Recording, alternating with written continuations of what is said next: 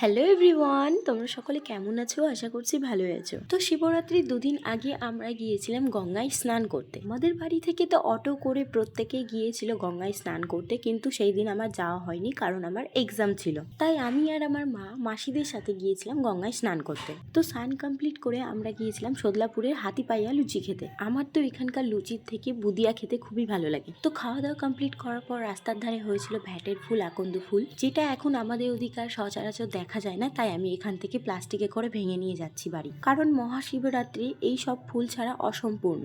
তোমরা অনেকেই ভাবতে পারো যে আমি স্নান করার পর নোংরাতে গিয়ে ফুল কেন ভাঙছি। এটা তো আমি স্নানের আগেও ভাঙতে পারতাম, কিন্তু বিশ্বাস করো এটা রাস্তার ধারেই ছিল, কোনো রকম নোংরা ছিল না সাইডে। পাতাগুলো দেখলেই বুঝতে পারবা ধুলাতে পুরো সাদা হয়েছিল। ফুল ভাঙা তো আমার কমপ্লিট, চলো এবার বাড়ি যাওয়া যাক। আর আমরা যখন বাড়ি যাচ্ছিলাম তখন দেখি ছোট মাসি মানে পিতিরা এতক্ষণে গঙ্গায় স্নান করতে আসলো। এরা তো সব জায়গায় লেট করেই যায়, আজকেও গঙ্গা স্নান করতে এসছে এত লেট করে। তো এরা এখন স্নান করতে যাক, ততক্ষণ আমরা বাড়ি যেতে থাকি। আজকের মতো এটুকুই, দেখা হচ্ছে পরের একটা মিনি ব্লগে। ততক্ষণ সুস্থ থেকো, ভালো থেকো। আর ভিডিও ভালো লেগে থাকলে অবশ্যই লাইক, কমেন্ট, শেয়ার আর চ্যানেলটাকে সাবস্ক্রাইব করে দিও। টাটা।